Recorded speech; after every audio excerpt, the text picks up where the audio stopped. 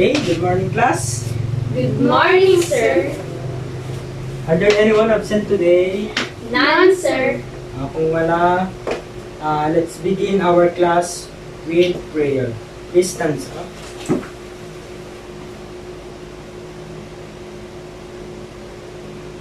Amen. Okay, once again, good morning everyone, and welcome to our class. I am NOLBERT Medina and I will be your teacher for this day. First of all, I want to present to you the learning objectives of this discussion. At the end of the lesson, the students will be able to A. Discuss the Philippine traditional games, B. Define animals participating in maths games, C. Value the importance of Philippine traditional games, specifically in animals participating in maths games, and D. Demonstrate understanding on the mechanics of the games.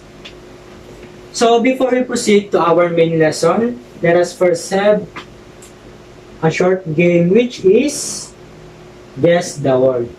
I'm pretty sure that you are all familiar with this game. You just have to follow the direction. So Miss Medina, can you please read the direction? Arrange the jumbled letters to reveal the correct word. You have 10 seconds to answer. Okay, if you know the answer, raise your right hand and you have 10 seconds to answer it. Then now let's have first practice. Okay, Miss Medina. Patintero, sir. So, patintero, is it correct? Yes, patintero is correct.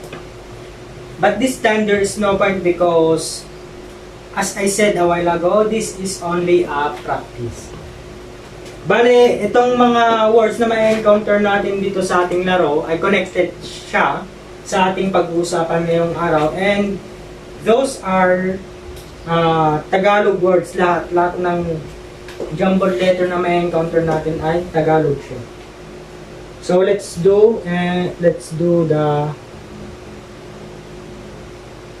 to our second round. Okay, Miss Joyce. Tumbang preso, sir. Okay, tumbang preso. Is it correct? Okay, tumbang preso. Nakuha mo ang unang puntos sa larong ito.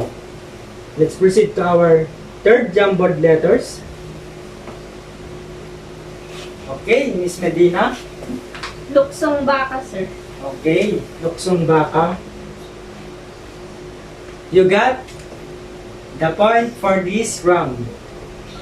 Next.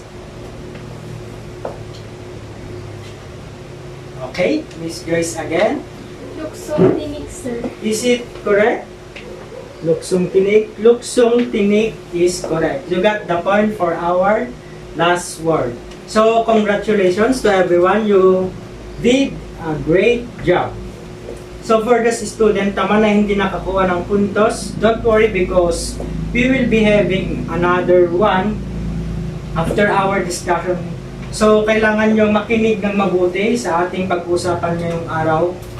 And for you to answer the question that I will be giving to you. And okay. And of course, you can bring out your notebook and a pen for you to write the important information in our discussion. First, we have a words recap from our game. We have patintero, tumbang preso, luksong baka, and luksong tinik. In our discussion, we are going to tackle all about Philippine traditional games and 4 classifications of Philippine games, specifically animals participating in maths games and its categories. So what is Philippine traditional games? Can you please read the definition of Philippine traditional games, Miss Joyce? Philippine traditional games Traditional games are those games within a society that people have played for many years. Because participation gives them a chance to practice something that has meaning within their society. Brad sat and Van der Meer when 1990. So yes, a Philippine traditional games, those are games that usually played for many children in the Philippines. Usually using native materials or instrument. Alam ko at alam natin na napagdaanan na natin yung mga bagay na to, nakapaglaro na tayo ng iba't ibang laro, tulad ng mga laro na nabanggit natin kanina sa unang part ng ating discussion sa Guess the Word, di ba? Nandun yung patintero, nandun yung tumbang preso, at marami bang iba. Napaka-importante pag-aralan natin ang Philippine traditional game because it gives many benefits for our life, tulad ng enhancing or it can develop our physical health and mental health, our strength, katulad ng critical thinking. Nandyan din yung dine-develop nito yung kung paano tayo makisalamuha sa iba, ganun na din yung ating agility, ability. So napakarami yung naibibigay ng paglalaro ng traditional games. And it's also important to study it because in this time, marami ng bata ang nakakalimot or hindi nakaranas ng mga ganitong laro kasi nga nagsilabasan na ang mobile devices. So in Philippine traditional games, there are 4 classification of it. Can you please read, Ms. Medina? Philippine games are classified into 4. Number 1, animals participating in man's games. Number 2, ordinary games. Number 3, jokes and trickster games. And number 4, formula games. Okay. Here in our discussion, we are only going to tackle all about animals participating in man's game, which is the first classification of Philippine games. So when we say animals participating in man's games, so this is a traditional games or sports where animals are part of the game. Animals engage in the direct physical conflict on behalf of human competition. This classification of the game initiates through animal tales as the main characters. Here in animals participating in man games, lesson yung ginagawa ng mga players because sabi nga dito na the main character here is the animals. So yung mga alaga nila ang maglalaban para sa kanila. So there are 4 categories in this classification. It is subdivided into 4 categories. First, the man and domesticated animals. Second, man and birds. Third, man and insects. And the last one is man and other animals. Here, I will be going to give an example of man and insects. So the example of man and insects category is saputan ng gagamba or spider fight. This origin from San Rafael, Bulacan, Tagalog.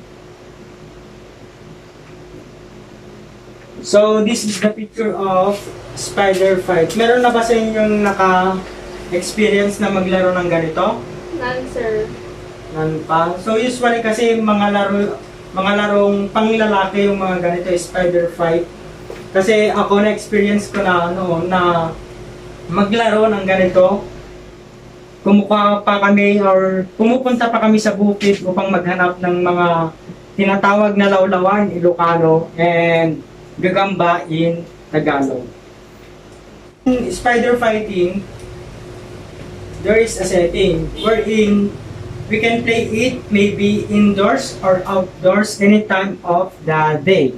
So, pwede mo siyang laruin sa loob ng bahay nyo and also outside of your house. Materials needed here is a live spider for each player. Sabi ko nga kanina, noong bata ako, pumupunta pa kami sa bukid upang maghanap ng buhay na gagamba. Alangan naman, paglaruin mo yung patay na gagamba, paano sila makakapaglaban kung patay na sila. Plan. So, kailangan din natin dito ng tingting or a piece of split bamboo or smooth twig. So, yun, kasi yun yung magiging serve as their battle area. Yung tingting na yun. Kahit mga 1 foot lang siya, okay na yun. Mechanics of the game. Objectives. A spider is to spin a web around its opponent. So, para manalo ang isang gagamba, kailangan niyang palibutan ng sapot yung kanyang kalaban. Simple as that. Maraming nakakapaglaro na noon. Ewan ko kung may naglalaro pa ng ganito ngayon. Maraming naglalaro ng ganito noon na ang rules ay yung sasaputan ng gagamba yung kanyang kalaban para manalo. Pero parang nag-evolve na yung mga rules ngayon, parang nag-iba na. Yung iba kasi parang hinalin tulad sa boxing, no? Kapag nahulog ng 3 beses yung isang gagamba, that's mean natalo na siya, parang knockout na ang tawag doon. So, okay. Movements. Sorry for this, hindi masyadong mabasa, pero I will make it short na lang. So, this is process of the game. Una, yung dalawang players, ilalabas nila yung sarili-sarili nilang gagamba. Then, yung gagamba, ilalagay nila sa tingting. Tapos, sa tingting na yon, magmimit yung dalawang gagamba at doon sila maglalaban. At yung unang masasaputan ay siyang consider na losers or talo. So I have video here para mas maintindihan natin yung spider fighting. So i-observe natin yung nature nila.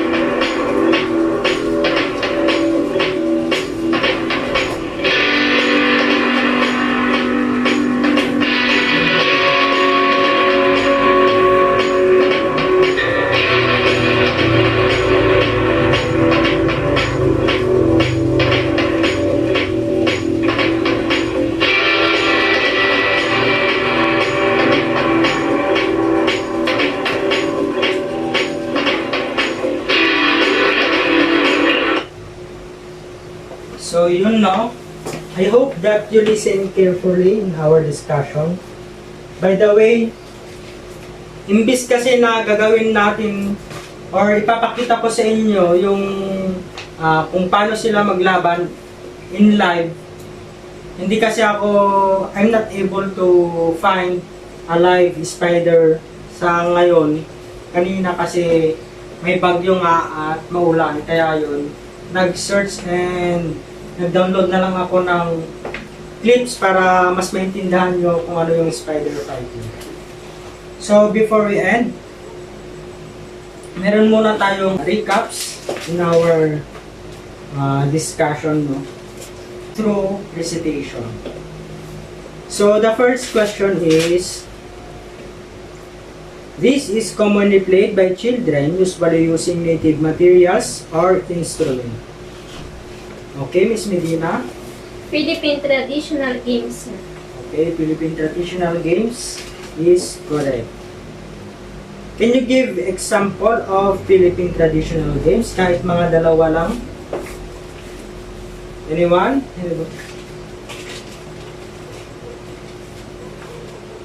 Okay, Miss Joyce. Tumbang preso, luksong tinik, sir. Okay, tama. Tumbang preso and luksong tinik. Can you give what categories belong spider fighting? Okay.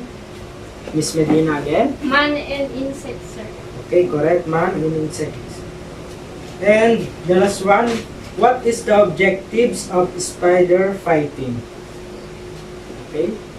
The spider is to spin a web around its opponent.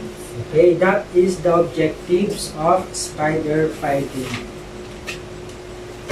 So, thank you for listening and see you again tomorrow, class. Okay, mag-ingat kayo sa pag-uwi. Goodbye, sir. Okay.